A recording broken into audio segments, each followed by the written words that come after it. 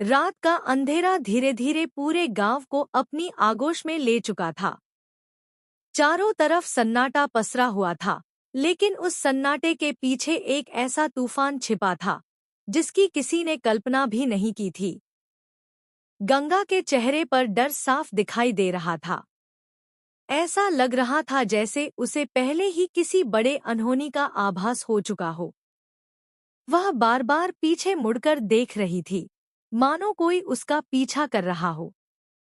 उसकी धड़कनें लगातार तेज होती जा रही थी और हर कदम उसे किसी ऐसे रहस्य की ओर ले जा रहा था जो उसकी पूरी जिंदगी बदलने वाला था। उधर गंगा की बेटियां अपनी मां की तलाश में इधर-उधर भटक रही थी। उन्हें समझ नहीं आ रहा था कि आखिर गंगा अचानक बिना किसी को बताए कहाँ चली गई।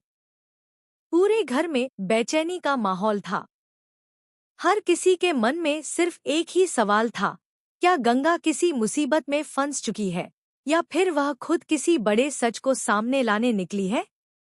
इसी बीच कहानी में एक ऐसा मोड़ आता है जो हर किसी को हैरान कर देता है।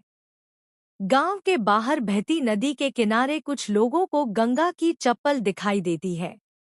यह खबर आग की तरह पूरे गांव में फैल जाती है।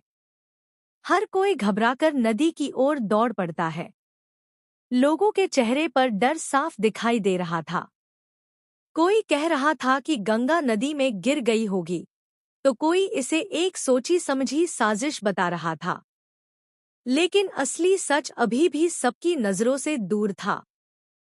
गंगा की बेटियां जैसे ही नदी किनारे पहुंचती हैं, उनकी आंखों में आंसू भर आते हैं। उन्हें अपनी मां का कहीं कोई पता नहीं चलता। सिर्फ कुछ निशान दिखाई देते हैं जो इस बात का इशारा कर रहे थे कि यहाँ कुछ बहुत बड़ा हुआ है। गांव के लोग भी अलग अलग तरह की बातें करने लगते हैं। कोई उम्मीद नहीं छोड़ता, तो कोई मान लेता है कि अब गंगा शायद कभी वापस नहीं आएगी। लेकिन कहानी यहीं खत्म नहीं होती। उसी समय एक रहस्यमय व्यक्ति वहां पहुंचता है। उसके चेहरे पर घबराहट भी थी और आत्मविश्वास भी। वह कुछ कहना चाहता था, लेकिन किसी अनजान डर की वजह से चुप था।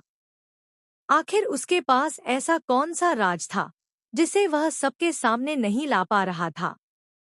क्या उसने गंगा के साथ हुई घटना अपनी आंखों से देखी थी, या फिर वह खुद इस पूरे खेल का हिस्सा था?